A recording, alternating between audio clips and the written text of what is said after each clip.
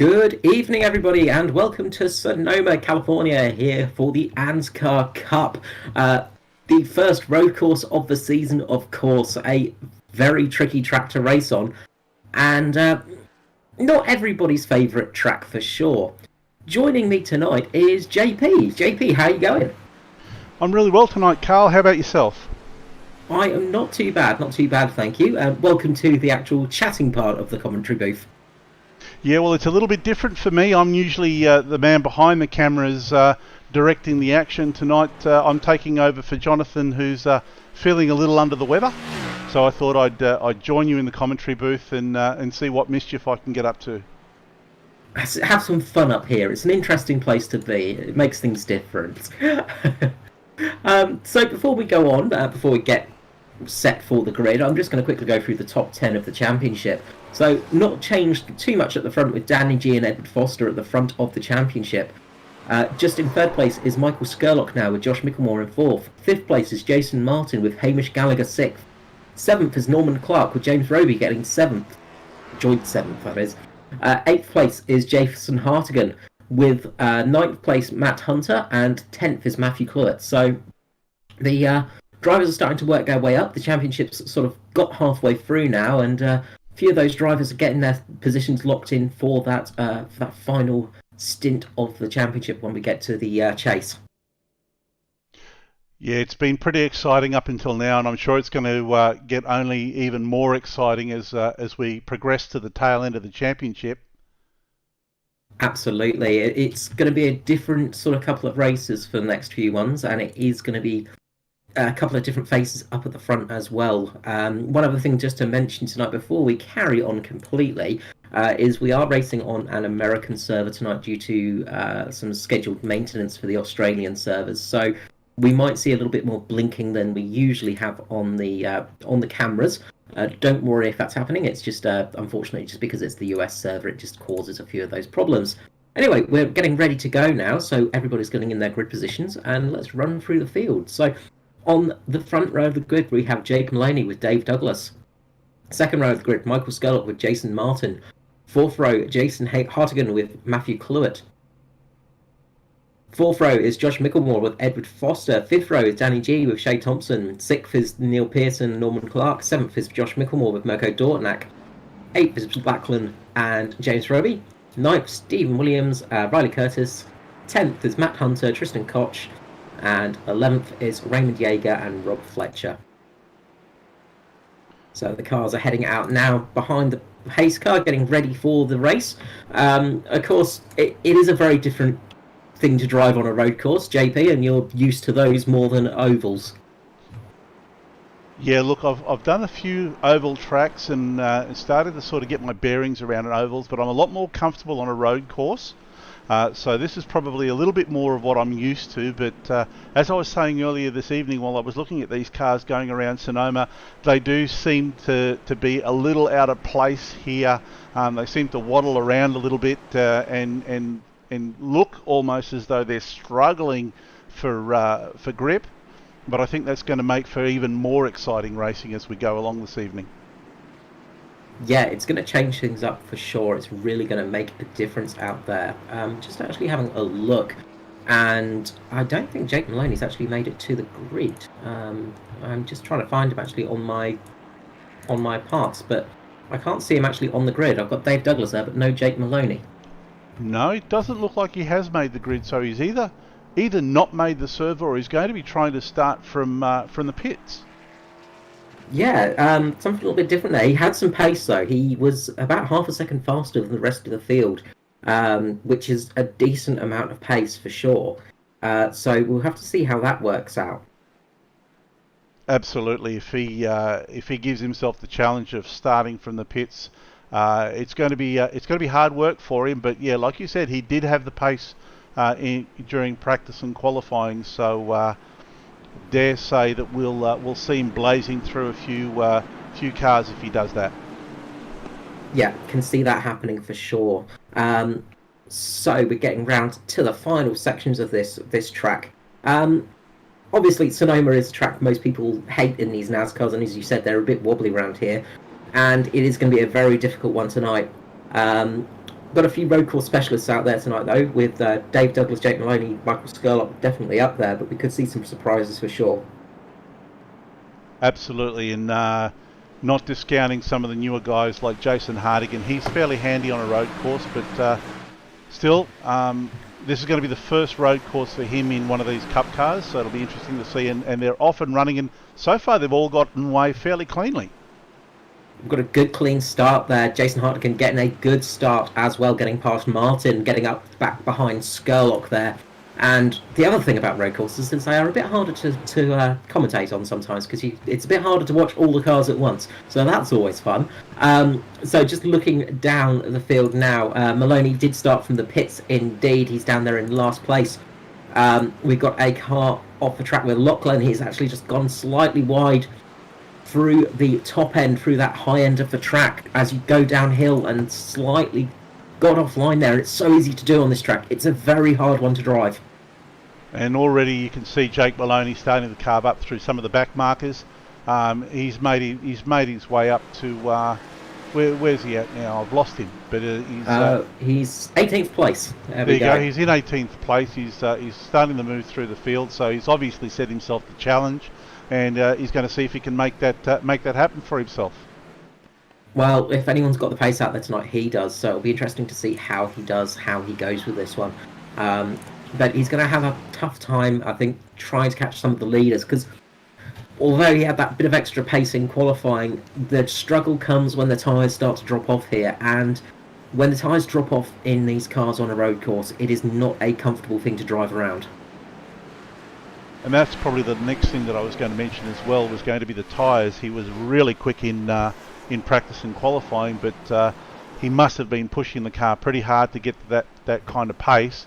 And how long is his tyres going to last? At the moment, oddly enough, well, not so much oddly enough, these guys are really good drivers, but everyone's going through fairly cleanly. Looks like Dave Douglas and Michael Skurlock have put already a gap on Jason Hardigan, and he's coming under attack by Jason Martin. Yeah, Jason Martin coming off a win in the trucks at Canadian Tire Motorsport. Hold on, words not working there. At Mosport. I'll call it his proper name. That's easier for me. Jason Martin taking a win in the trucks there, and the road courses have always been the big Achilles heel for Martin, but he has been putting in practice and time into them and getting better results all from last season. We've seen that. Other people to keep an eye on is Edward Foster down there in 6th place. Not his favourite track. He will let you all know about that one. But he is a very good road course driver. He's got quite a lot of years of experience under the belt for that, and that can help sometimes. Absolutely, and right now we're looking at mid-pack where Danny G was getting up onto the back of Neil Pearson there, but Neil seems to have moved away a little bit, but I'm sure Danny's going to be able to catch up to him again. He seems to be quicker in certain spots of the track than Neil is, and Neil quicker in faster in other spots. But yeah, that's sort of ebbing and flowing at the moment. And getting back to the front of the grid, it looks like it looks like my timing screen is playing up. Obviously, the American server is playing tricks on us. So 1, 2, and 3 haven't changed, although they're going to be showing a lot further down the field than what we can see at the moment. Yeah, unfortunately, as we say, some just technical gremlins coming in just because of that server change. It really does hamper things a little bit. At the moment, Dave Douglas has a 1 second lead over Michael Skurlock and a 3 second lead over Jason Hartigan. Jason Hartigan just has about a 1 second lead over Jason Martin. So they're getting a little bit spread out now, and this is where the guys start spreading out a little bit. You start getting a little bit wider areas. You start seeing the cars just moving around and just sort of getting into a good position. But just jumping down the field a bit to Jake Maloney, he's now battling with James Roby, getting down underneath Roby as they come through the dip up onto that big long part of the very straight, draggy stripped part of the track, going up to the corners, and he's going to have Mirko Dortnak in front of him now, and he's going to try and make short work of him. Yeah, he can see, as we were saying, he's blazing on through the field.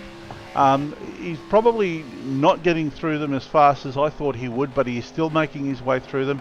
He's all over the back of Mirko Dortnack at the moment. I think he might try a braking move coming through here, although he's fairly far back now. But you never know with Jake. He's able to do some pretty special things on the road courses. And Dortnack has gone to cover him a little bit early and actually got past Stephen Williams, who was having a little bit of problem there. Dortnack went in to cover him early, going a little bit deeper into the corner, and that's given Jake Maloney a little bit of a better chance there to get closer to him, defending the position. It's one of those things. Sorry, it wasn't Stephen Williams. It was Norman Clark. Sorry. One of the things of Murrayism, as you will if you ever watched Formula One in the long ago when Murray Walker was commentating, catching is one thing, but passing is another. As we see Maloney going down the inside of Mirko Dortnack now, getting the job done. Yep. But yeah, catching is one thing, passing is another. It's not always easy to get past here. And Mirko did the right thing. He knew he was beaten at that point. He left the door open for him, lived to fight on another day, and just let Jake get on with the business, and he can get on with his business of racing as well. Absolutely, and sometimes that's the best thing to do, because right now Maloney's got a blistering pace out there. Oops. But sorry to interrupt. Looks like Shea Thompson had a bit of a moment. I'll see if we can go to a replay of that. yes, I saw a bit slow there for Thompson, just going around as they go through the twin set of corners, going into the infield slightly and having to spin the car around, losing a fair few positions there. Shea Thompson was having a good run up until then and managed to get back moving just in front of Maloney, who I imagine will get past relatively shortly while Thompson gets back on the accelerator. I'd say so. It looks like he'd just gone in a little bit too hot there and pinched the rear brake as he was going into the corner. Shea's in the pits already, so he must be looking to, I'd say, change those tyres. They've probably gone a little bit too hot for him. Yeah, that is something that these cars really struggle with, of course. They've got very, very small brakes, metal brakes, of course, and you don't have any fun, fancy carbon ceramic nonsense in an ANZCAR. It's all metal and it's all there. And these things are not easy to stop. They don't stop on a dime like some other racing cars. They're very heavy. The tyres will go off quite quickly if you make a mistake like that. When you spin the tyres up, they will overcook quite quickly as well on these road courses, and they can really catch you out. Yeah, absolutely. I mean, these cars, like you said, very small brakes. They've got the brakes of a yellow cab, and yet with all of that power under the hood, they really are a tough job to slow down. At this stage, it kind of looks like Dave Douglas has checked out. He's got a good lead, almost a 4-second lead on Michael Skurlock, with Jason Hardigan another 3 seconds behind him there. So, yeah, looks like Dave is currently in the box seat. Yeah, look, you've got to say Dave Douglas is in a very controlling position right now. Skurlock keeping him kind of honest, but sort of keeping between the fight of Douglas and Hartigan, really. Jason Martin is starting to come up onto the back of Hartigan as we speak, though. But Dave Douglas has got an enormous lead. Yeah, Jason Martin's applying the blowtorch. He hasn't really left Jason Hartigan off the hook at all so far this race. And in the background we can see Edward Foster just sort of doing his thing, staying in the background there, kind of being Mr. Consistent, really, waiting for an opportunity. Just seeing here a comment from Brad Allison, who said Cup drivers can't turn right. Well, actually, I probably said that, but looks like I'm eating my words tonight. They're doing a fantastic job out there. They are indeed. Well, you've got to turn right into the pit sometimes. Like, that's the thing. Is you know there are some right turns on ovals. It's just if you're doing them, you're not doing it right most of the time. Yeah, absolutely. But yeah, these guys, they come from lots of different pedigrees, and especially with Australian motorsport, is a lot of Australians have raced V8s. That's the thing. It's V8 centric over here, as you probably know, JP. But there is that road course experience, and that's the thing, is people tend to have more road course experience than they do with oval experience. So you tend to find a lot of these drivers can do quite well on these road courses. It's just getting this car to do well is the hard part. Yeah, I guess with these cars, it's all about finding that rhythm and getting into the flow of the track. And once you're in that groove, I guess you can keep going. And like you said, yeah, look, Australian V8, it seems to sort of go hand in hand. If you're an Australian, most of us want to drive a V8, and most of us want to drive a V8 at Bathurst. So the guys who are out here tonight, some of them have had some experience in the V8s. They're understanding how to drive the cars, and they're doing, like I said, they're doing a damn fine job of it. They are, and just looking down the field a little bit, Jake Maloney has got past the two Mitch Motorsport cars of Danny G and Josh Micklemore. He's now on the back of JCW, Joshua Carroll Walden. But up the front, Jason Martin is starting to apply the pressure to Jason Hartigan as well. So we've got a couple of good battles on this track at the moment. It's a bit hard to know where to watch. Yeah, and I can see JCW is carrying a little bit of damage already on his car. I don't know if that's going to be affecting his aero or not.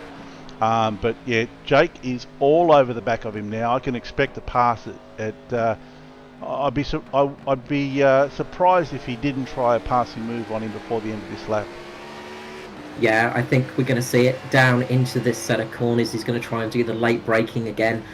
Just try and get Joshua Carroll Walden slightly off position, try and make him defend the corner a little bit, get a little bit better drive off the corner, and then possibly drag him down to the final set of corners, then going for the late brake there. Of course, very curvy section before you get to that almost Monaco style wall system as you do of the pit straight here. It's very, very close, and we can see that Maloney is getting very, very close here.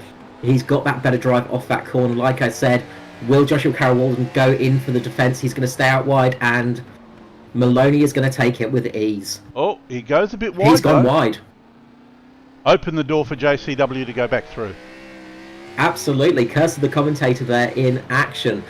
Stephen Williams catching up now as well in the DPR car, getting past Danny G.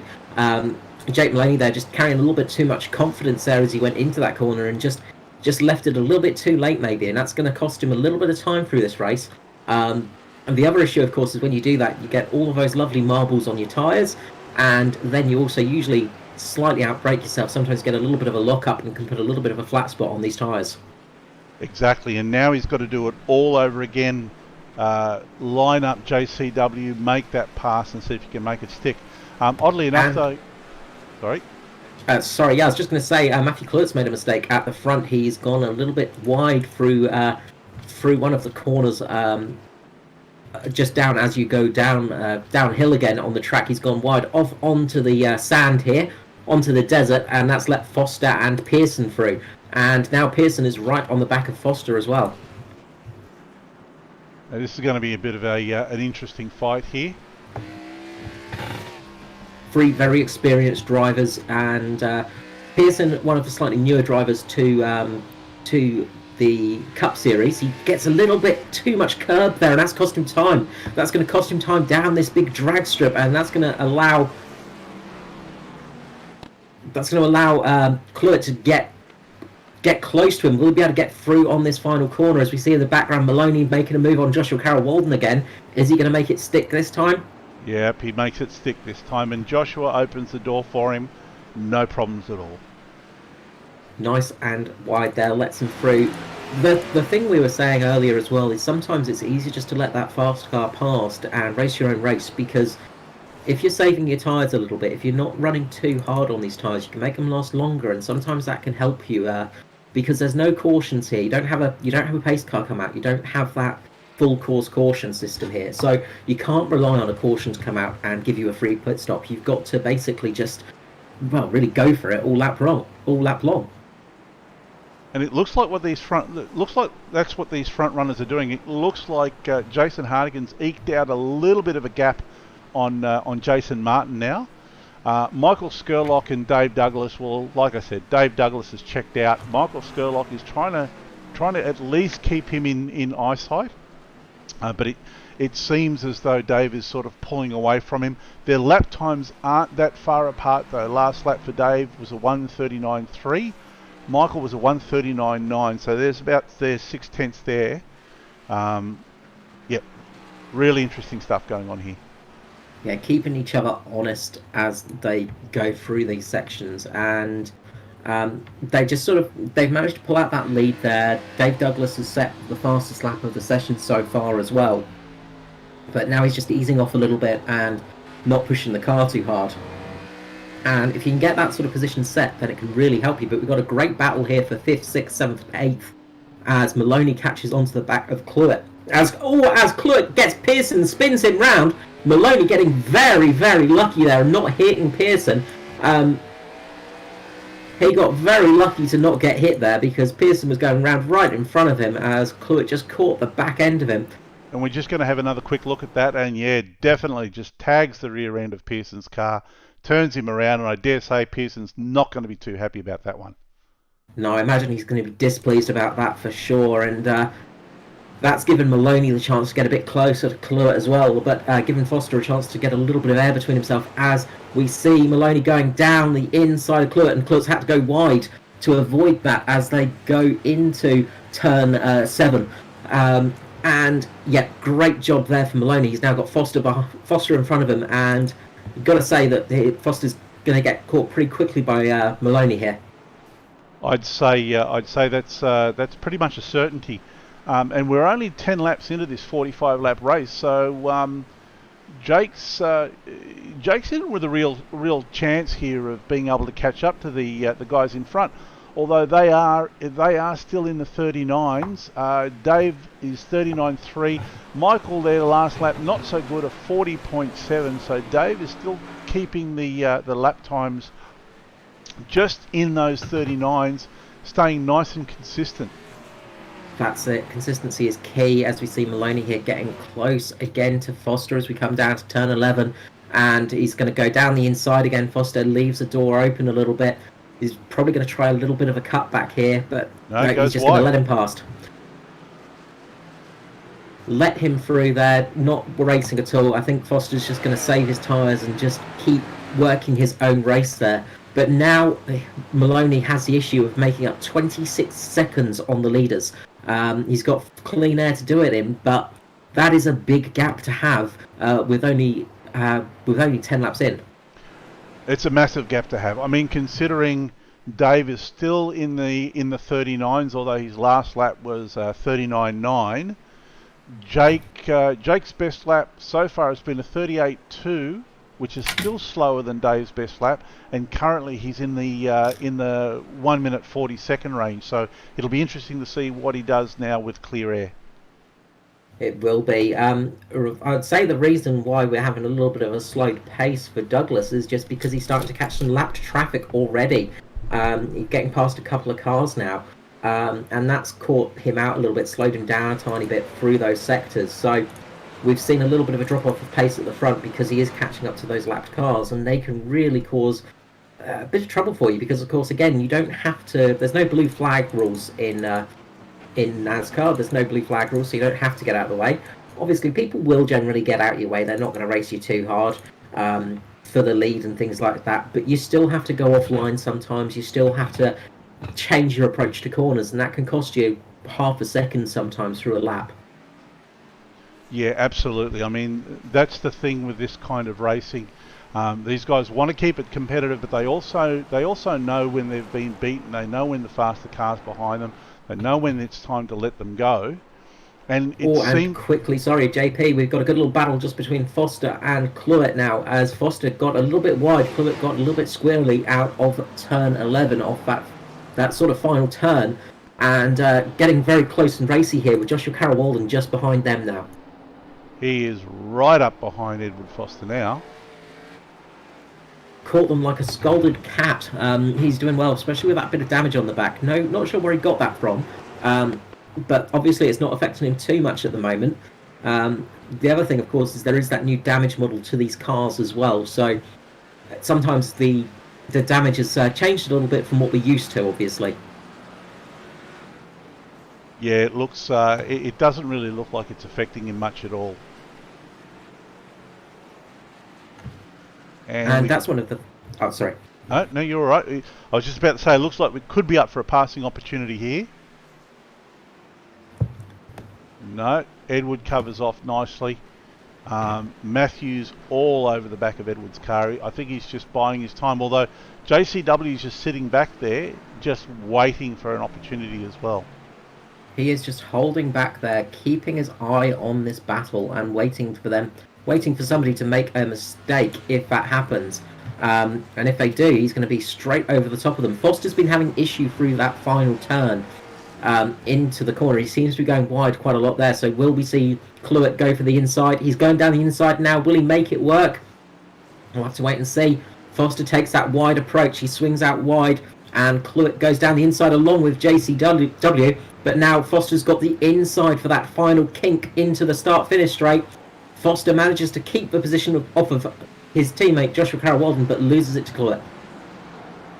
Yeah, nice move by Cluett there. I think Ed maybe just took the car a little wide there, but he's been able to to keep JCW at bay and fight on. Something I've seen with a couple of laps of his, he seems to be going very wide through that final corner there, just taking a very sweeping approach. So I don't know if that's a little bit of a tactical move, trying to just keep a little bit more life on the tyres. But he's doing his best out there. As the battle at the front has sort of stayed as it is, really. Dave Douglas is in the lead. He's got a nice lead of 17 seconds now over Michael Skurlock. Just behind them is Jason Hartigan with Jason Martin just in fourth. Fifth place is Jake Maloney, but he's not gaining the time he needs now. He's 30 seconds down still, so he needs to be making up that time quicker because he's just not able to do it at the moment. And if he can't make up that gap, he's not going to get this race win. And it seems that maybe fighting his way through the traffic has really hurt Jake, because his last lap time was a 1:41.6, and yet Dave did a 1:40.3. So he's Dave has the measure of Jake at the moment. Although let's see what his lap time was there. He's just come across the control line, 1:40.6 as well to a 1:40.3 for Dave Douglas. So looks like Dave's got Jake's measure. It does. Just noticing, just as Jake's car's going through those corners, it's most noticeable through that final corner. He's getting a lot of scrubbing. The car isn't turning. He's got a lot of understeer, it looks like. Just had a tank slapper as he came over the crest. Managed to gain control of the car. That's not going to that's going to hurt him a little bit for his lap time. So, although starting at the back of the field was a great challenge, it might end up by not paying off for him. I think that might be the case. I think he's actually damaged his tyres a bit through that magnificent drive through the field. Gave us some great stuff to watch, but you can just see when he's going through these corners, he's just having to lift off a little bit early. He's just gingerly going through them. Tail stepping out a little bit sometimes, and the front is just not quite hooking up for him. So I wonder if he's worn those tyres down a little bit too thin and a little bit too early, while those other guys have just kept a steady pace out there and kept it going, so they've not really worn their tyres down, because he definitely looks to be struggling through a few of these corners. Yeah, absolutely. It does look like he's having a bit of a tough time of it. Things have sort of started to pan out across the field now. Not a great deal going on, although we're seeing a bit of a battle here with the teammates with JCW and Ed Foster. JCW's all over the back of Ed, menacing him at the moment, but Ed seems to be able to get away. JCW's having a look here going down the main straight, but Ed's on the inside, so looks like JCW will have to wait another lap. Maloney is in the pits. We just saw it in the background there. Maloney is pitting, so those tyres were definitely hurting him. So he's the first to blink for new tyres, and this might cause a few people to actually think about stopping a little bit early themselves. We're only on lap 15 though of 45 laps, so he really took the life out of those tyres too quickly, it seems, and that has really cost him dearly, because he's going to lose all of those positions he gained. He's dropping right down the field now. He's in 17th place now. That's going to cost him severely.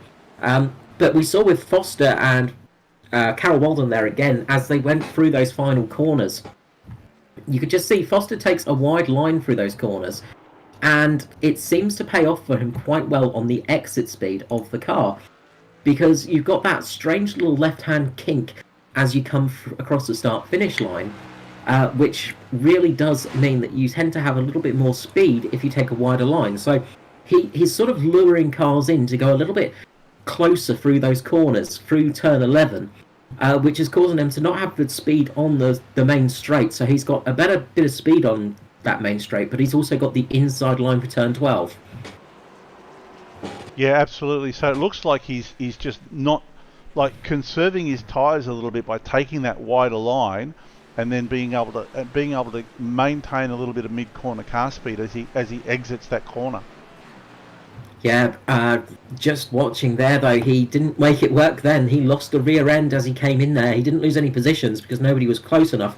But this has given Stephen Williams the chance now to get onto the back of Joshua Carroll-Walden. Now Josh Micklemore is there with Neil Pearson climbing his way back up the field. So we've got a very close race from 6th to 10th at the moment. Absolutely, it's looking pretty exciting. And Jake Maloney's still in the pit, so maybe he's decided to call it a day. I don't know. Shame if he has. Yeah, still in the pit, so a long pit stop there. So obviously maybe not scheduled or something. Maybe he has some issues there, which will be a real shame because had some serious pace there, was giving us some great racing. As we see Stephen Williams fighting with Joshua Carroll-Walden now. Those cars are really getting so close together as they come across the top of the hill, down towards that turn 7 section, that very slow right-hander. Yeah, absolutely. It looks like JCW's trying an inside move there, but he's not quite got it. Yeah, look, Jake's still in the pits. It sort of reminded me of a scene from Talladega Nights. Maybe he's gone off to get a chicken sandwich or something. He's just making a real challenge for himself when he comes back. Yeah, Bradley Allison was mentioning Jake's rear tyres appear to be overheating. Yeah, absolutely, Brad. That looks like that was exactly what was happening. Gotta say, as a huge pack comes in, we've got cars moving all through the field. Neil Pearson getting a good drive, as well as Stephen Williams there. Stephen Williams getting past Joshua Carroll-Walden, Neil Pearson getting past Josh Micklemore there. The two DPR cars are doing a fantastic job. Yeah, doing an amazing job there. JCW just seemed to be maybe caught unawares there, and Neil Pearson just took that opportunity and just ran with it. But JCW now, he's not going to give up that easily. He's all over the back of Neil's car. Sorry, of Stephen's car. It's tricky, isn't it, when they're both same colours? Both the same colour, exactly. But I am looking at the timing screen in front of me. I probably should have known. It's one of those things. It's a common mistake for commentators. I'll just say that because that makes me look better. I'll call it a Carlism. Few people have dubbed those. As Josh Micklemore getting a good look, as Stephen Williams has got a bit wide there, and that's going to allow Joshua Carroll-Walden to get a little bit of run. Not quite enough though, as they come back down to turn 7. Struggling that a little bit just to get there and get past him, but he might get a better run off this corner now. That long wiggly section you get down towards turn 11, turns 8A as it's called in America, 9, 10 and 11. You've got to love how they have 8A rather than 9. But Joshua Carroll-Walden might get a little bit better speed here down towards that final turn. Looks like he's got a really nice run, but he might just be too far away to be able to do anything. Steve got a good run towards the tail end of that as well. Oh, but he goes really wide, locks up. That's going to give JCW a real opportunity here. And then 3 wide, almost going across the start line there because Foster was slow into that corner. Yep, and JCW had to back out of it there to stop from driving into the side of Steve's car, I think it was. Really close racing there, very well driven to avoid an accident there for Carroll-Walden, because 3 cars trying to go across Sonoma is not a pleasant sight, and usually it's not going to work out for you. I can confirm Maloney has disconnected, unfortunately, so we've lost Maloney from this race. It's a shame because that would have been an interesting battle to watch. But anyway, life goes on. And look, I mean, it would have been really easy for JCW to press on and turn Steve Williams around, but he did the right thing. He rolled out of it and lived to fight on, I think. Live to fight another day. That's sometimes the best way to think about it. Because it is a long race to go. We're only on lap 19, so we've got another 26 laps to go on this one.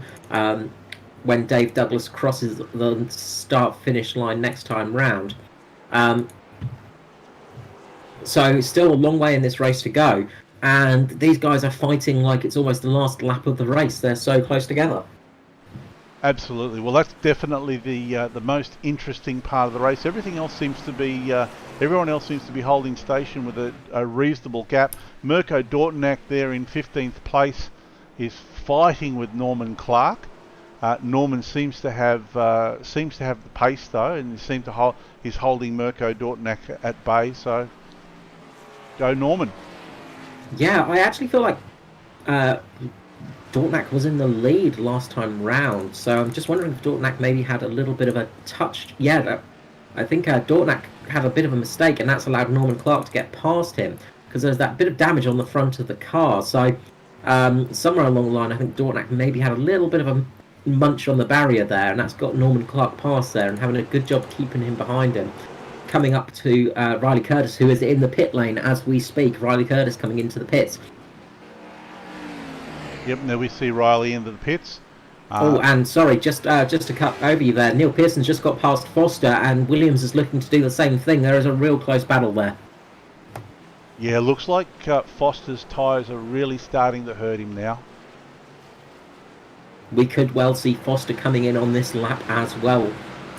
Of course, this is around the time where you want to come in because obviously the track's going to rubber up as Josh Mickelmore makes a nice dive down the inside of Williams there. Doesn't quite make it stick, but a good job there, and Williams is now going down trying to get past Foster on the outside, which then turns to the inside line. Very, very close racing. These guys are getting very, very racy here, but I would be surprised to see Foster staying out another lap. I think he'll come in this time round for tyres, but I have been proven wrong in the past. And there you go. Not this time, Carl. You've got it bang on. It's almost like I know what I'm doing sometimes. People will not believe that one for sure. As Stephen Williams takes the Foster approach through turn 11, just going that little bit wider to get a better run off the corner. And JCW as well, just getting a good... Stephen Williams is actually into the wall, sorry. Stephen Williams has gone sideways across the start-finish line. Sorry, I just saw that out the corner of my eye. I'm just going back to see what happened there. Looks like Stephen Williams has just lost it going through turn 12. He's just lost it going across turn 12, coming onto the start-finish line, gone into the inside wall there. That's a big mistake for Williams. Yeah, look, that's really going to hurt him, and it does look like he's going a little, quite a fair bit slower now. So his car must be affected. Maybe the steering is affected on his car. Let's see if we can get in the cockpit and have a look. I would be amazed if his engine didn't take damage from that as well, because it was a very hard hit on that inside wall. It's a very tricky part through that. Looks like although his steering might be a little bit left hand down. I'm not entirely sure though. No, it wouldn't have done the car any favours for sure. That is one thing that we can be certain of. Absolutely. And Michael Skurlock's in the pits now. And oddly enough, while all of this has been going on, while everyone else is doing 1:42s, Dave Douglas is still in the 1 minute 40 second mark. So he's pressing on, and he's still got good lap times. Yeah, he's been just driving that car to a set pace really through this race, Dave Douglas. He's not doing anything fancy out there. He's not really making the car look that fast, but it is quite fast because he's not pushing it that hard, and that's allowing him to eke out more and more of a gap as this race goes on. Last time across the line, it was a 30-second gap to Jason Hartigan. So he has really got a good gap to him. The one thing he has to be a little bit cautious of now is, of course, with Skurlock coming into the pits, is that undercut. I don't think we'll see Dave Douglas coming in until about lap 25 maybe, or 26 though. He's going to want to keep those tyres of his next set of tyres as fresh as he possibly can. And if he can get that 6 lap gap on the rest of the field, that's just going to pay dividends for him in the end. Jason Hartigan, though, I'd be saying he should be covering off Michael Skurlock and diving into the pits for tyres this lap. Yes, it's something to think about, because he's also got Jason Martin, who's he's not super close. He's a couple of seconds down from Hartigan, but those two have got their race, so it's going to be whoever stops first, and Jason Martin has the advantage for that because he can come in and then Hartigan can't respond to that. 100%, yep. Now it'll be interesting to see what Michael Skurlock's fast lap is. Yeah, you can see the speed he has as he got past Neil Pearson, who's coming into the pit lane now. Pearson into the pits. Foster's dropped down a little bit. He's down in 10th place now from that stop. We'll have to wait for things to start sorting themselves out now, obviously, because things are going to be a little bit up and down as they've all done their pit stops. I think Danny G has also come into pit lane as well. Yeah, Danny G is in the pit lane. Sorry, and Josh Micklemore has stayed out, so bit of split decision from the teammates there. Probably looking like they're hedging their bets a little. You can imagine so. And finally, Dave Douglas is dropping a little bit of time, but not much. He's still setting the fastest times out there by almost a second a lap. But as these guys start getting on those fresh tyres, we're going to see a big jump in times from them. They'll be down in those low 39s, and in fact Foster is saying that because he's down in a 39.3 now, so you can see the advantage of those fresh tyres. Absolutely, and given that kind of advantage, this is the sort of lap times, if not better, we can expect from Michael Skurlock. So I would say Dave would have to cover off and come into the pits sooner rather than later.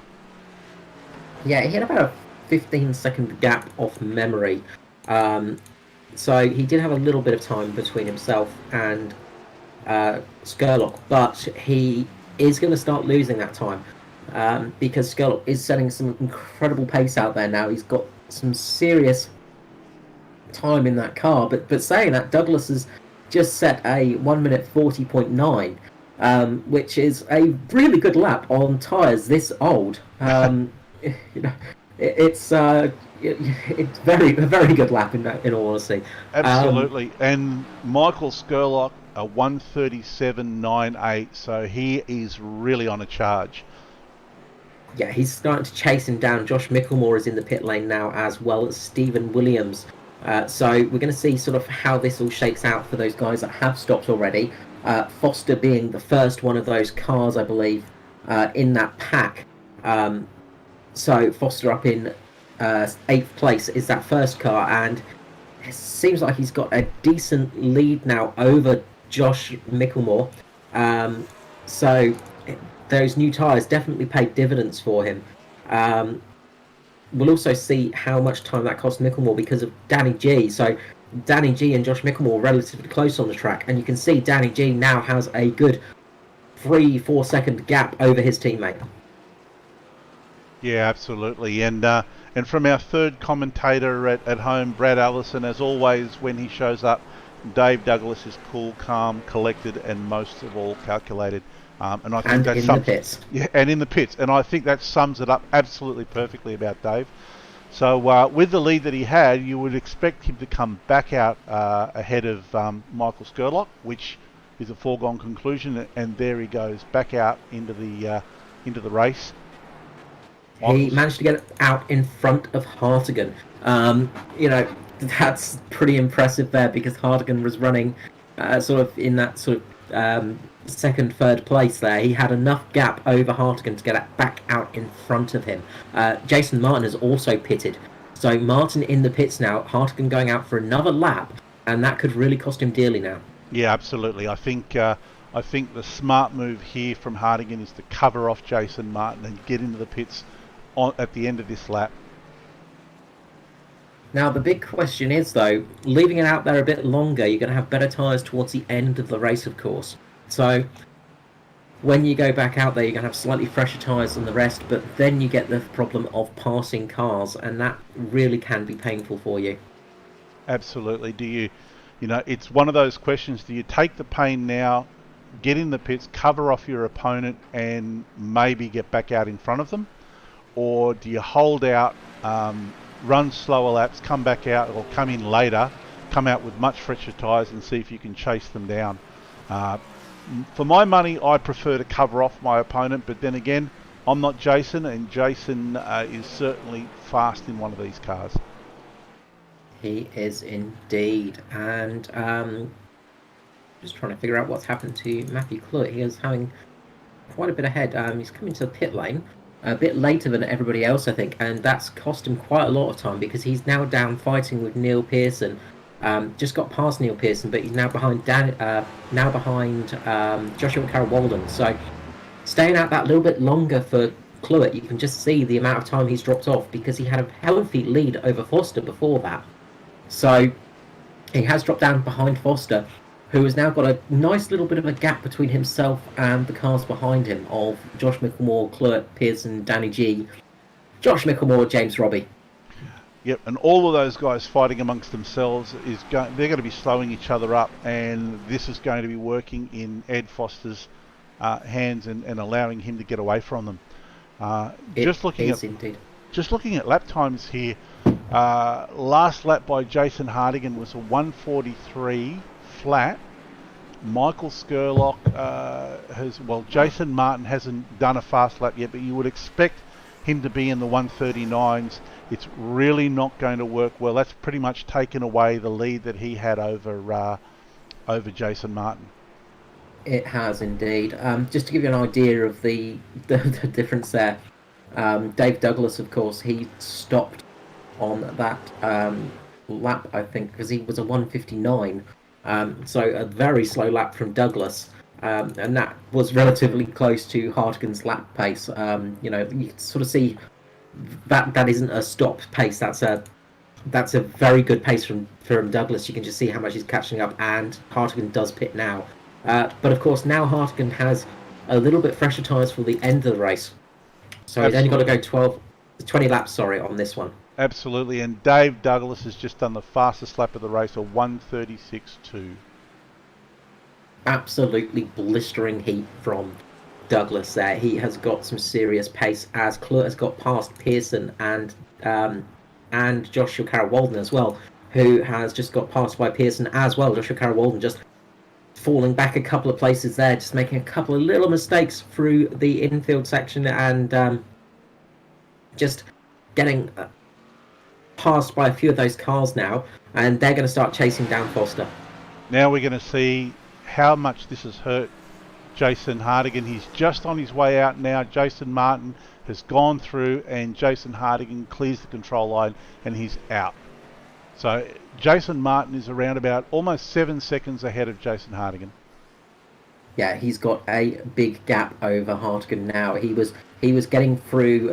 He was almost getting into turn 3 as Hartigan left the pit exit there. So that's how much of a gap he has.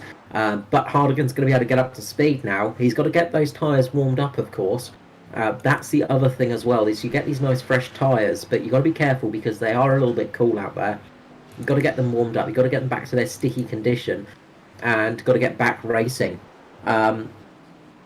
Michael Skurlock is 27 seconds off the lead now from Dave Douglas. So Dave Douglas pulling out a great gap there. 46 seconds ahead of Jason Martin. So will we see Dave Douglas lap the field here? That's the question.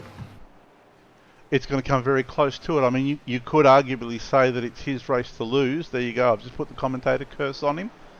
But I'm not a commentator, so that's okay. I work the cameras.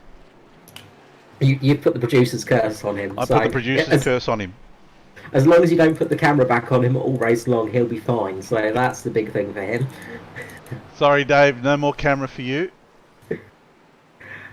And just looking through the pack, and yeah, it's sort of spreading out a little bit now. There's not too many people close. Kind of expected for this track. We I was talking to JP before the broadcast, saying this is what we kind of expect for Sonoma, for everything to start making a bit of gap between each other and not really have that closer racing as we get towards the end section of this race. And that's definitely happening now as people have made their pit stops, gotten that all out of the way, and well, really gotten into those sort of slightly different positions. Yeah, absolutely. Now this is Jason Hardigan's flying lap now, but even before his flying lap, he started to make time on Jason Martin. He's now only 6 seconds adrift of Jason. A lot of work though to catch up to him, and are his tyres going to be able to last the distance? I mean, if he drives his car hard, are those tyres going to fall off the edge too quickly?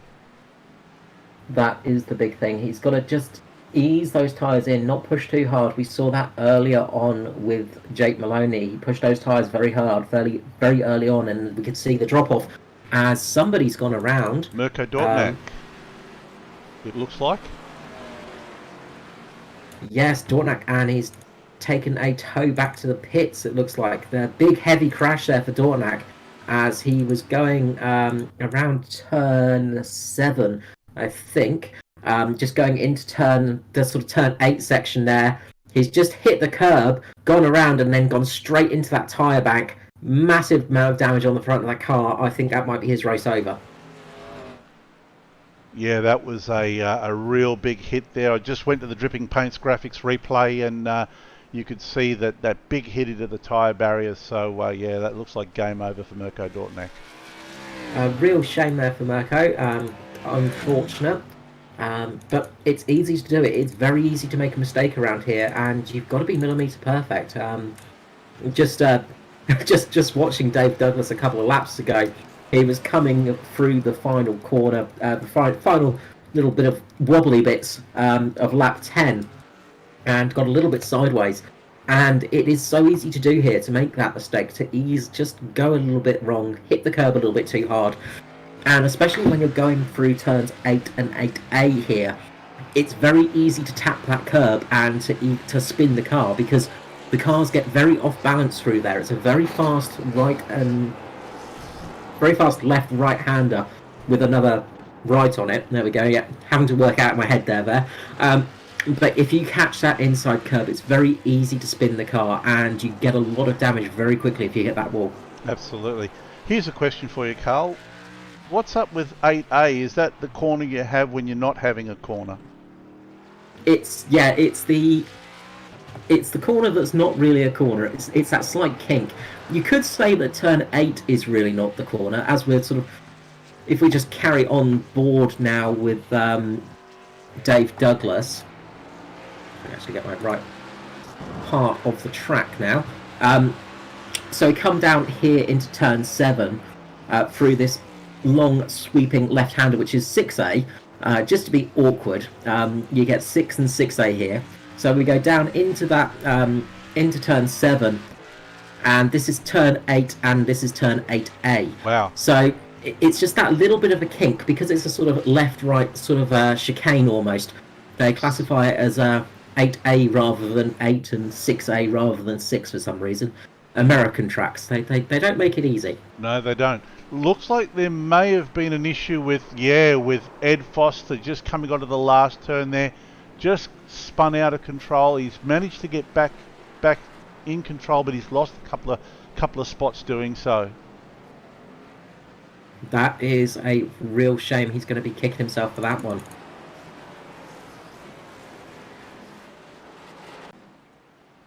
And unfortunately, it's an easy thing to do, because you're going a bit too hard there, and the back end will just come around. It pendulums around, and he just managed to miss that tyre barrier on the inside as well. So good avoiding on that, but that's going to drop him down a handful of positions. Absolutely. Here's a poser for you, Carl. I don't know how this has happened, but Jason Hardigan is now in 3rd place, with Jason Martin some 7.5 seconds behind him.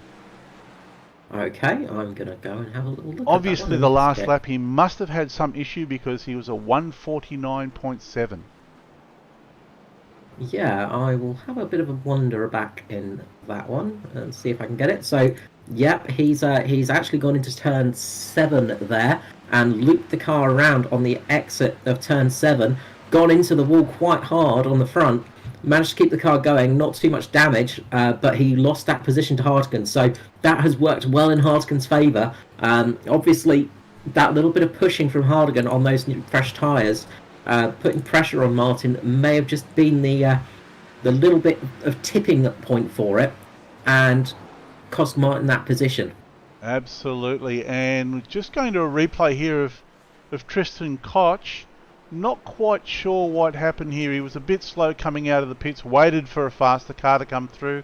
Maybe it's nothing. I'm just looking at the replay. It doesn't seem that that he had any issues, but I might be mistaken. Ah, I there he think it, goes. He goes off. He goes off track and just slows down and manages to be able to get back onto the track. easy mistake to have, absolutely. And up the top of that hill as well, the car gets very unsettled as you, again, through another A corner. That's 3A up there. And that gets unsettled as you go over the crest there, and it's very easy to lose the car. As I say, this track is almost like a bit of a mixture between Spa, Laguna Seca, and Monaco. You've got very close barriers here. You've got very twisty off-camber uphill corners, very twisty downhill corners. It really throws the cars off balance and does make it quite hard to drive around here sometimes. Yeah, absolutely. This is one of those tracks which is absolutely treacherous. It's like they're trying to kill you. While I'm saying that, we're watching the teammates here, Josh Mickelmore and Danny G, battling it out. They're probably the closest two on track at the moment, and sorry, with JCW in front of them. So this could shape up to be a very interesting battle. Yeah, we're looking for a good spicy battle here, hopefully. Danny G and Josh Mickelmore. Mickelmore getting a good catch up on his teammate. Because he pitted a little bit earlier than Danny G, I think. If I'm going right, I'm probably getting it the wrong way around. Yeah, he pitted a little bit earlier. So he stopped. Sorry, he stopped a little bit later. Nice. So he's on slightly fresher tyres. Nice move there. He made an inside move onto his teammate, made it stick. His teammate didn't argue the point, and Josh is off. Yeah, Josh has got some good pace at the moment, and I think that's going to be the thing. It's going to be running the hair mode of the car and just pushing a bit of pressure onto JCW now, trying to force him into a little bit of a mistake, trying to make him overdrive the car a little bit maybe. But Danny G hasn't given up quite yet on Josh Mickelmore. He's sticking quite close to his teammates, so they're giving us a good battle at the moment. Yeah, he's coming back at him. He's not letting him have it his own way. And meanwhile, I'm here reading the comments from Bradley Allison. 03 Brad Allison thinks he is glad he was not competing tonight. Aussie drivers shine on road courses compared to us oval races. So Brad's giving us all the excuses under the sun as to why he didn't race tonight. Brad, you should have just come on and given it a shot, mate. But all good. Glad to have you. Glad to have you along as the third wheel, as the silent compere. Good to have you as a spotter position, just watching everything else on the track, really. It makes our jobs a little bit easier. So glad to have you all watching as well. It's always nice when we've got an audience out there, and I hope you're enjoying this one. We've had a bit of a few boring races at Sonoma in the past, but this one definitely hasn't been. We've had some good overtaking. We've got some good close racing still in this one. Yeah, it's great to see, and it's also good to see that, I mean, we haven't had too many incidences, too many crashes. The race has flowed pretty nicely. I mean, you know, Dave Douglas is pretty much checked out now, and 13 laps to go. As long as he keeps everything nice and calm, I think he's definitely, well, he's absolutely in the box seat. Okay, so expect to cut to Dave Douglas upside down in the next 2 laps then. Michael Skurlock still keeping relatively good pace with him in second place, trying his best to sort of match those paces. Jason Hardigan is the current man on the move in that sort of top 3 position, selling slightly faster pace than Skurlock. Dave Douglas still the fastest of them all, though, by a good second that last lap round, which is certainly some pace. Yeah, he's certainly figured out this track and he's really making it work for him. Mr. Consistent Dave Douglas, he is very, very good on ovals and road courses, which is a dangerous package to have. But Dave Douglas's strong point is that consistent finishing. He can be consistent over a whole season, and we've seen it time and time again. That number 10 in the top 10, he is always up there and thereabouts. So very much a driver to watch out for, and he's really making a statement tonight out here on Sonoma. As Joshua, I almost thought something had happened there, but it hadn't, so I will keep my mouth shut. Yeah, it's getting a little bit difficult to find the action at the moment. Everyone seems to be circulating and having their own race. So we'll go through and have a look at some of the back markers doing their thing. There's Lockie Oquio there in 15th position. He's probably, well, this will be his first road race in a cup car, so this will be something that he's probably going to be getting used to.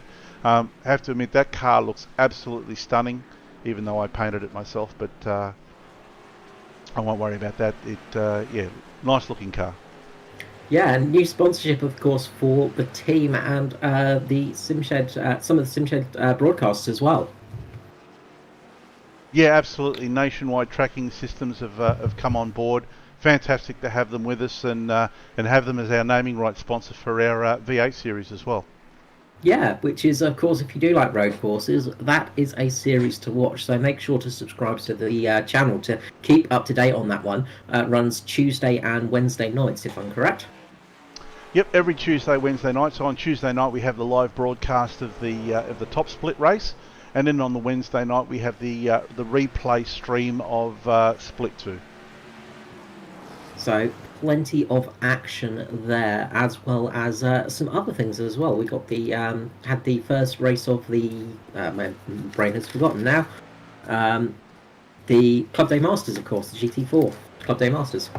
Club Day Masters, yep, absolutely. Club Day Masters on a Monday night. GT4. Now they were running in the Porsche Cayman. They've been joined by the BMW M4. Last week it was, this Monday it was Imola. It was great racing. So that's also an awesome little series to come and check out.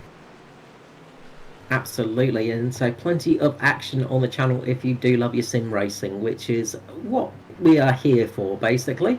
And of course, Thursday nights is your night for cup racing, and that is what we're up to now. But of course we are on the twisty stuff, so we get to talk about some of the twisty stuff tonight. So you get a free pass for those ones. 100%, and it looks like we're getting onto towards teammate against teammate. JCW starting to close the gap between he and Ed Foster. Yes, and Carol Walden's got slightly fresh tyres than Foster as well. He stopped, I think, one lap later than Foster. So we might just be seeing that slight drop-off in tyre performance over that one lap now as they come into the big right-hander and then to the left-hander. But JCW just catching Foster at a vast rate of knots at the moment. Yeah, he's going to be all over the back of Foster's car in the next couple of laps. So I'm sure Ed's going to be seeing that in his relative, and he's going to be trying to make his car the widest ZL1 on track at the moment.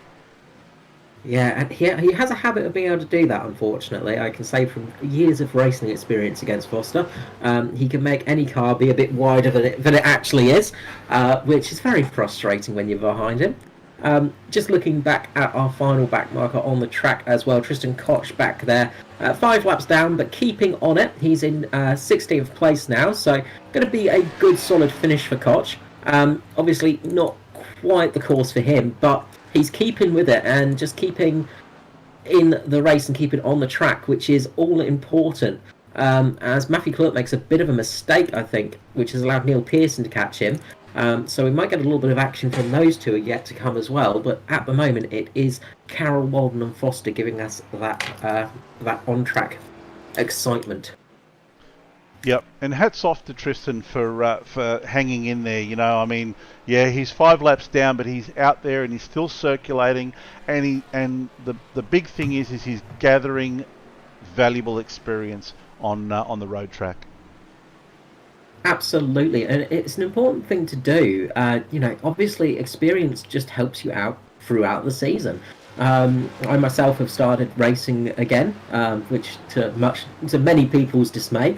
But racing in the truck races on Monday night for the ANZCAR series, and before I talk about that, Danny G getting a good look on Josh Micklemore there. Very close that time round, so they're getting very racy now, those two. Danny G getting quite close to his teammate that time round, as Dave Douglas goes to a lap of the two of them. But yes, I've started racing in the truck series for ANZCAR, which is on a Monday night, and also the 1987 series cars, which have come out recently. And we had our fast championship race at Daytona this week, and that was a very different experience for for a lot of the drivers out there. Very different car to handle from the modern Cup cars, for sure. So how would you describe those 80s cars compared to the modern Cup car? Well, you've got almost double the horsepower on a super speedway and half of the aero package. So they're very bumpy, very loose.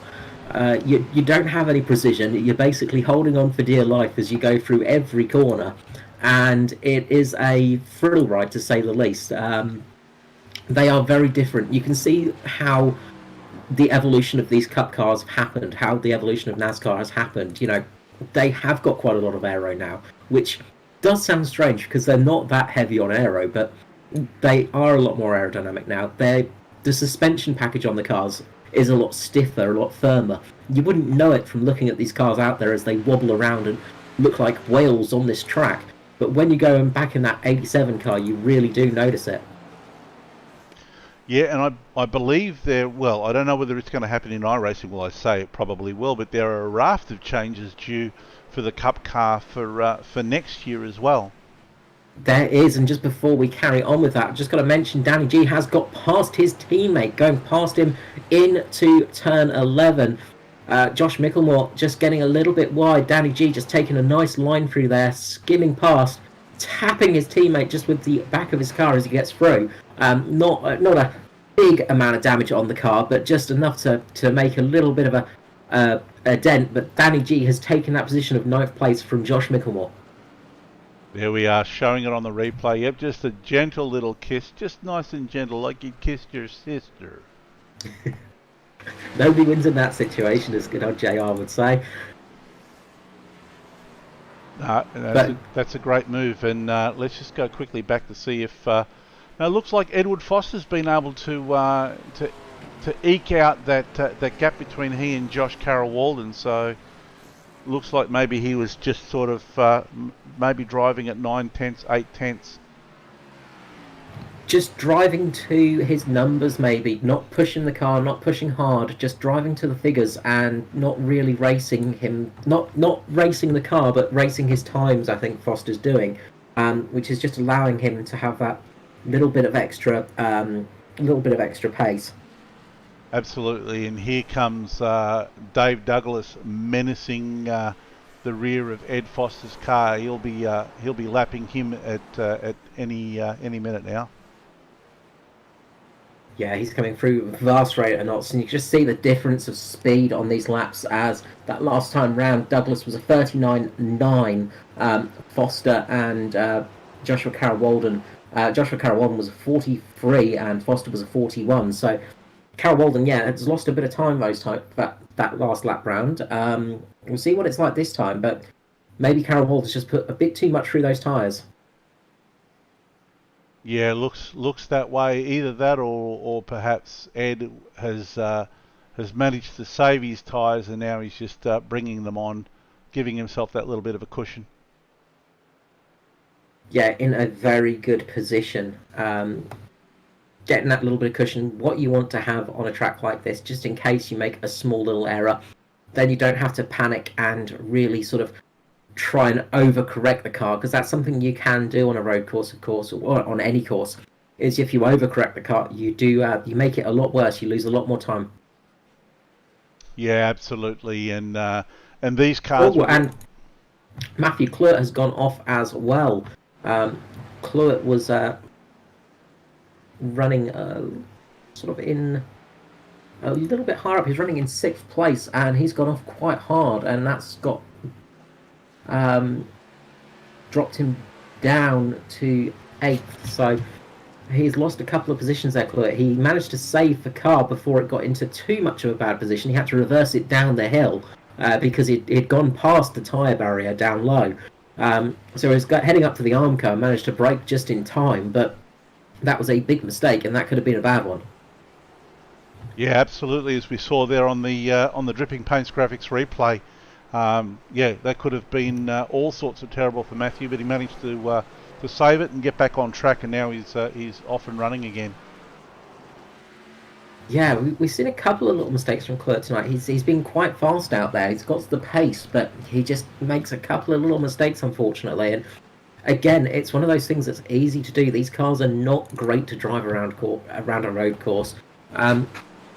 Consistency really pays off here, and really he got lucky in the fact that there was that hill there, because if there wasn't a hill there, he would not have stopped in time and been straight into that Armco and probably out of the race with a damaged engine.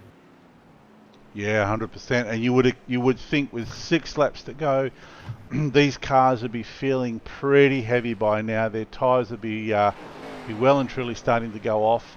All the drivers would be fairly tired from muscling these cars around the track. So, yeah, I'm sure they're going to be very happy to see the checkered flag. Indeed, that's one of the things. They're physical cars to drive, and just as you were saying, the difference between these and the 87 cars, the 87 cars are much more physical than these, and that says a lot. The Cup car is not an easy car to drive. It's not like a GT car. It's not soft, and you've got to muscle the car around almost. And driving back in those 87 cars, it is all about muscle. It's less finesse, more just about muscle and keeping that car in there, which makes it very different. Yeah, As we see Danny G getting past Matthew Cluett there, Danny G getting up another position. So Danny G climbing the positions now up into eighth. and this is really working in Danny G's favour, because he hasn't really let Ed Foster get too far ahead.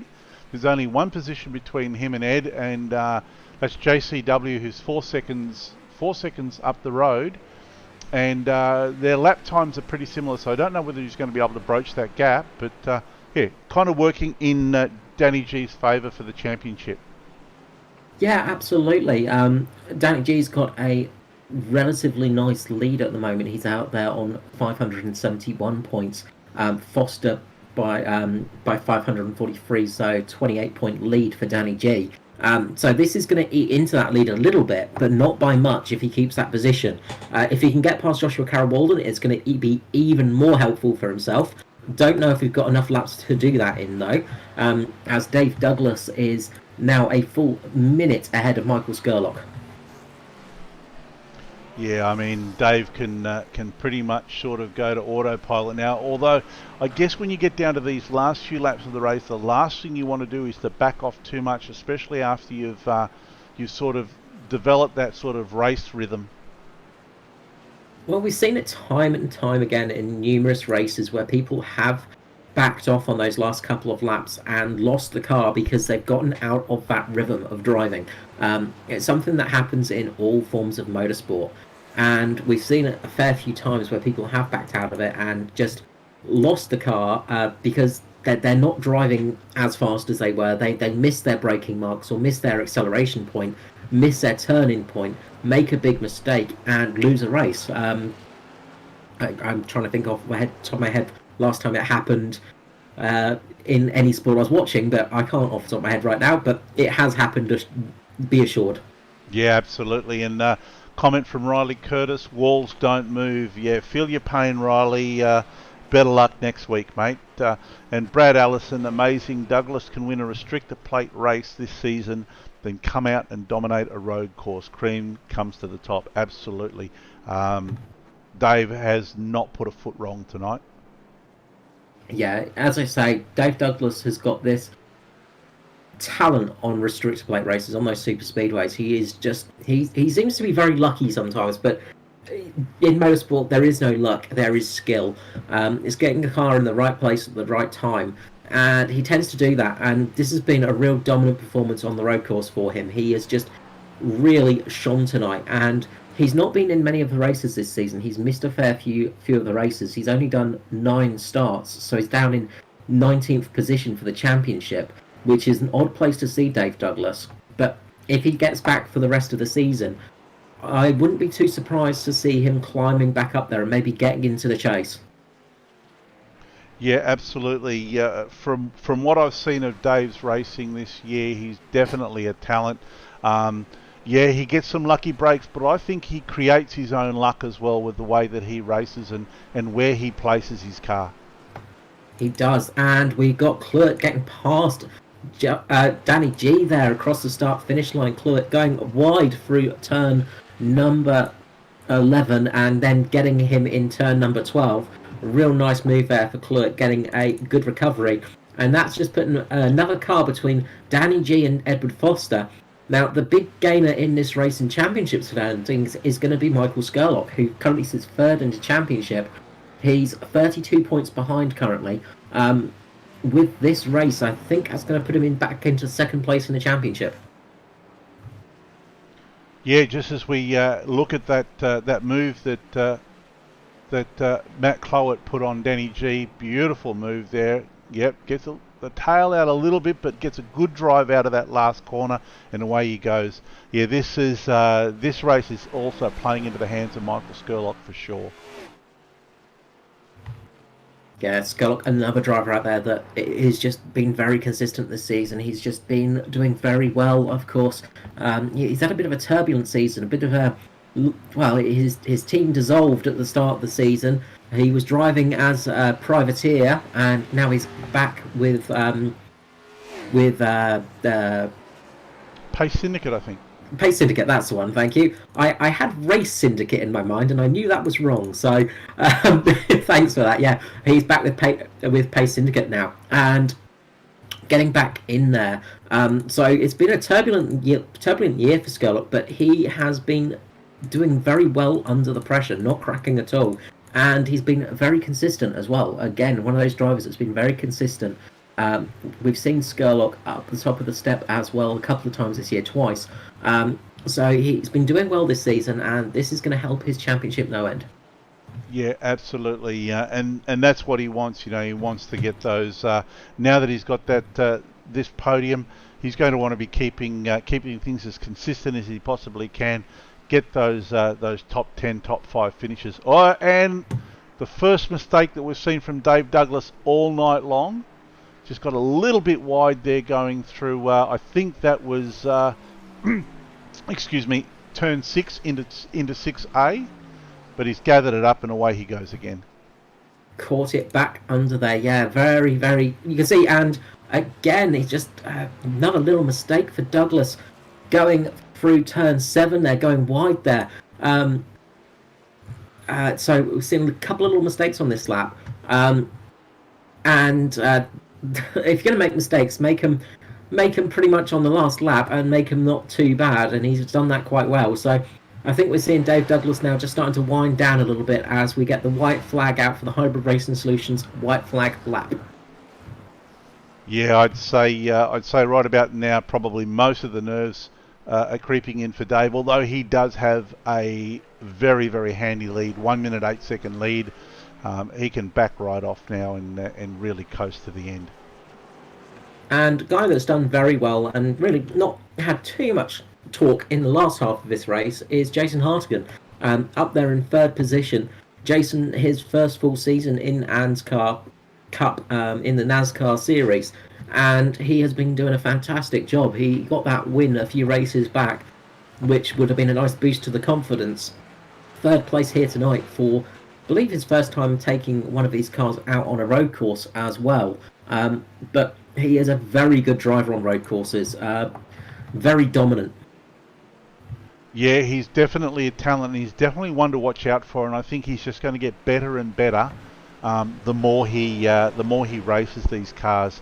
Third place, first time out on a road course, like you said, walking away with a podium. I think if I was Jason, I'd be very, very happy. I imagine his team owner would be quite happy with that as well. So Dave Douglas coming through the final sector for the final time and coming across the dirt a little bit as he comes into turn 11 for the final time tonight. Just a dominant performance for Dave Douglas. He's just coming up behind Tristan Koch and he's going to wiggle the car across the line, getting it all sideways as he takes the victory here at Sonoma. Brilliant win for Dave Douglas. Absolutely, almost flawless driving apart from that small mistake, but at that stage of the race he could afford to make one or two mistakes and it wasn't really going to affect the outcome for him. No, not at all. 1 second and 10 lead at the end of that one. 1 minute 10 seconds. Sorry, there we go. Absolutely dominant victory there. Skurlock just coming down the S's for the final time as well. There's still some cars out there, but not any really close enough to do much racing. A lot of them have finished because they've been lapped. So only Jason Hartigan and Jason Martin cross the line now. So really, they've just got to make it across the line and then they're done. So Skurlock coming through 11 for the last time, coming across the checkered flag for the second place. Hartigan as well coming through for a very well-deserved third place. And Jason Martin, again, one of those drivers that's always self-deprecating about his road course experience, but coming home in fourth place, a very solid drive for Jason Martin. Very well done for him. Certainly wouldn't be disappointed with that. And meanwhile, you can no need to guess how happy Dave is. He's really throwing his car around and getting those burnouts going. Yeah, using up the rest of those tyres, really making sure to leave no rubber left on there. Absolutely. No, well done to all three of them. Brilliant job there. So yeah, congratulations to Dave Douglas doing the burnouts on the Sonoma. Think outside the oval Toyota livery there on the inside of turn 11, and yeah, absolutely well deserved win there. Really good job there, and really good race here at Sonoma. Something that we've not had in a couple of years, and nice to actually have it.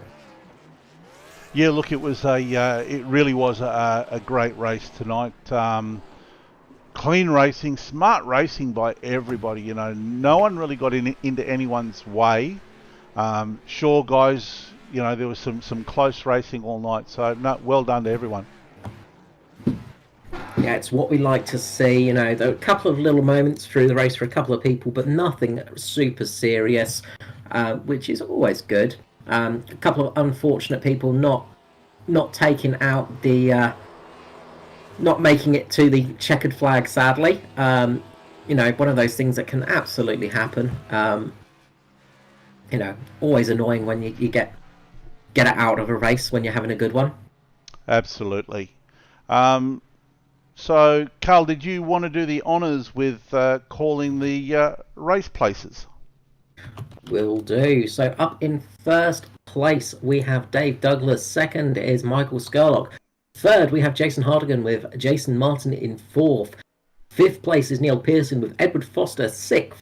Seventh place is Joshua Carroll and Danny G in eighth. Ninth is Matthew Cluett. Taking out the top 10 is Josh Micklemore. Stephen Williams just outside that top 10 in 11th place. James Roby 12th. Good finish for him. Norman Clark 13th with Matt Hunter 14th.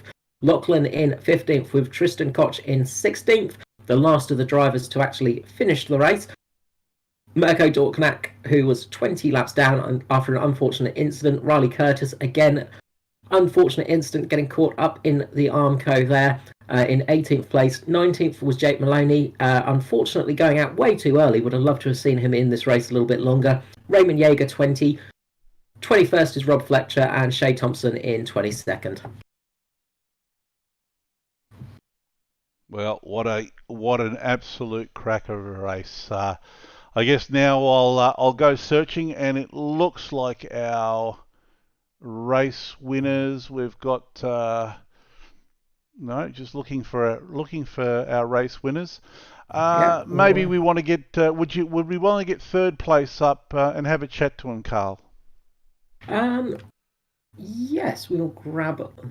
If he's there, actually, I'm just. He sure is. Let me drag him into the commentary booth.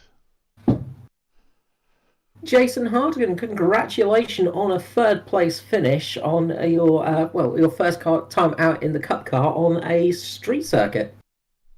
Hey, Carl. Yeah, cheers, man. Cheers.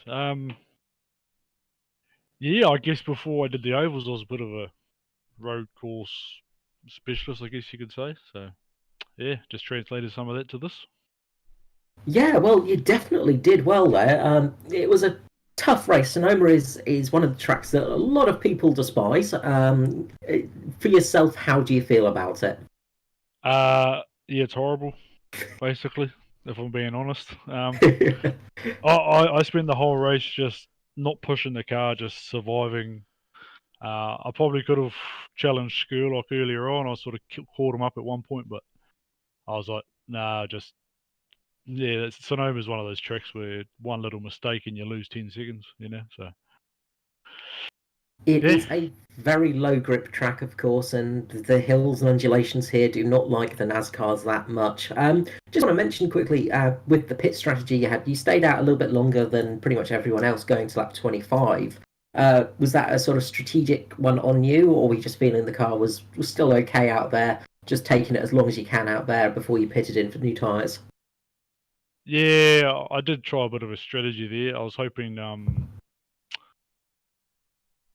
because I came out behind Martin, but I was catching Martin, and I was hoping I might have been able to catch Skurlock, but yeah, he was miles ahead, so I probably stayed out there a bit longer than what I should have, but yeah, it's one of those things, Well, it worked out in the end. Obviously, you had that speed, and Jason Martin made a bit of a mistake, and you made him eat that up. So got up there into that podium position. So really, congratulations on that one for your first time out in the Cup cars. And before we let you go, anyone you'd like to give a shout out to tonight, and all of that usual stuff?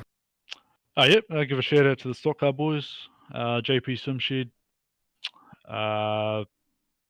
Drive Sim, Goodyear, Dragon RC, Nationwide Tracking Systems, and Abruzzi for their sponsorship for us. And all the guys on the team just week in, week out doing their thing. So yeah. Yeah, well, congratulations again. Another great finish for you, and it's putting you in good standings for the season. You're in the top 10 for the chase now at the moment. Still a long way to go, of course, but do you think you can still defend that position towards the end of the season? Yeah, well, my goal from here on in is basically top 10. If I don't get a top 10, I'm not going to be happy. So, well, we will wish you luck for that one. Cheers, Carl. Jason. Awesome. JP here. JP.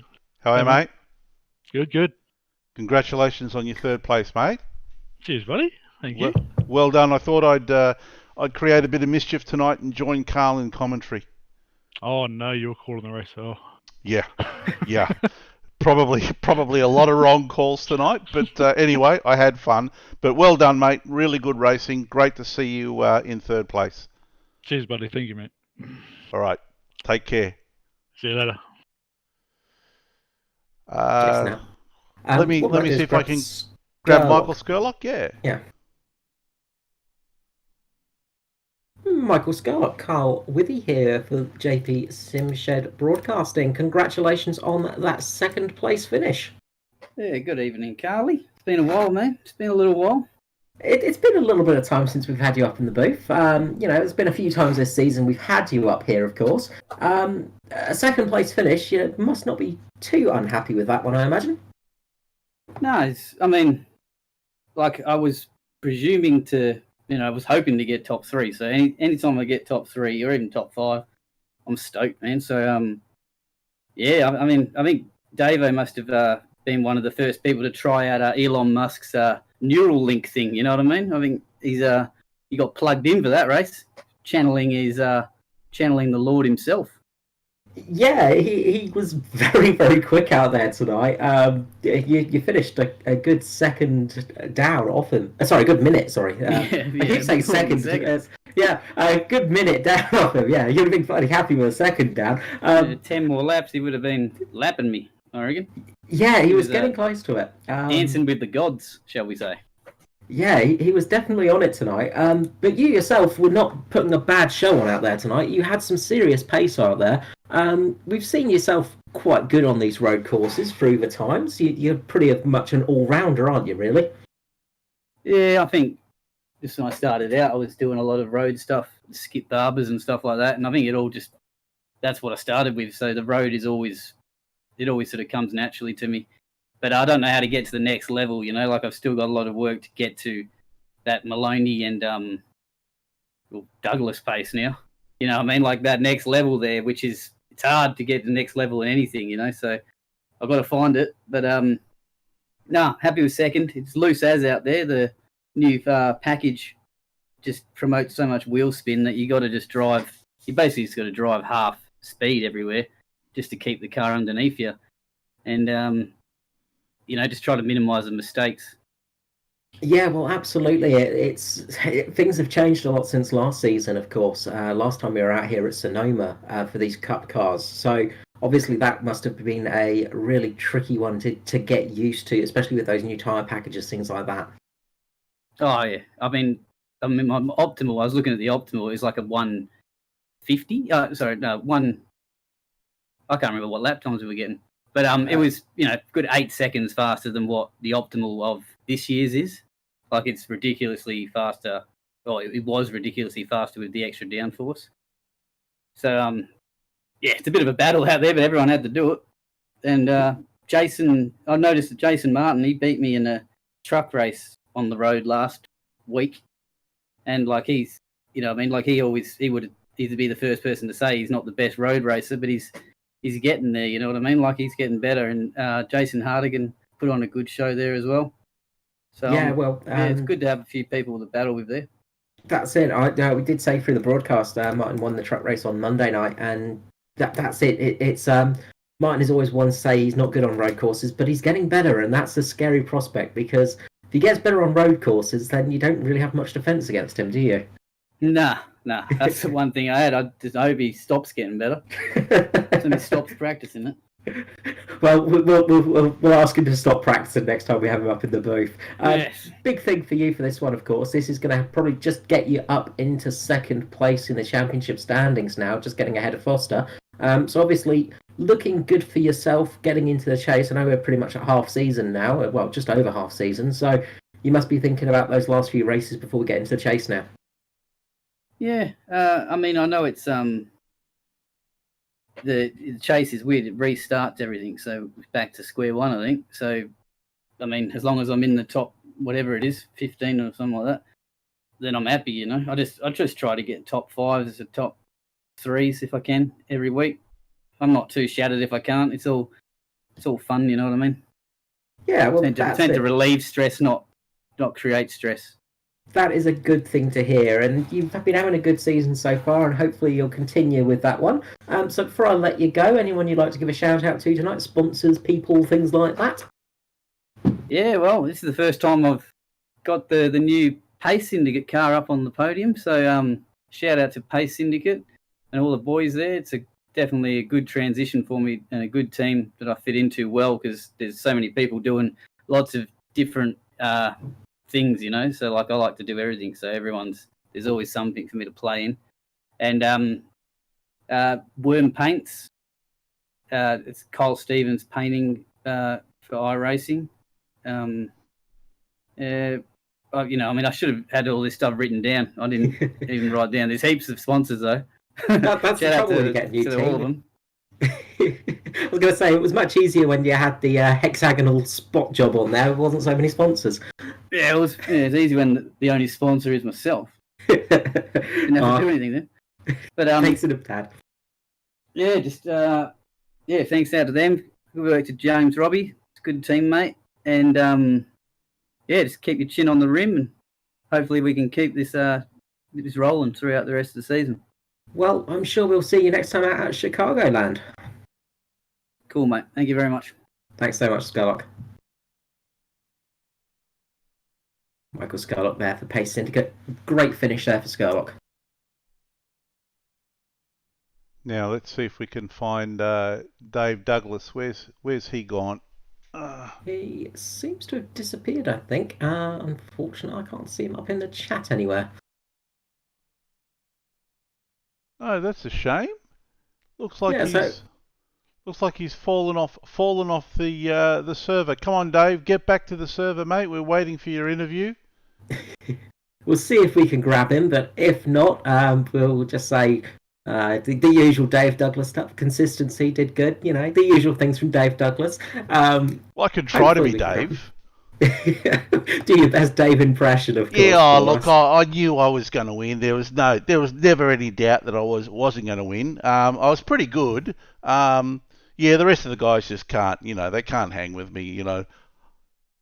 That's kind of like Dave. No, it's not like Dave. He's a great guy. Next time, actually, Dave's in New Zealand, but if he ever comes to Australia, he's probably going to punch me in the eye now.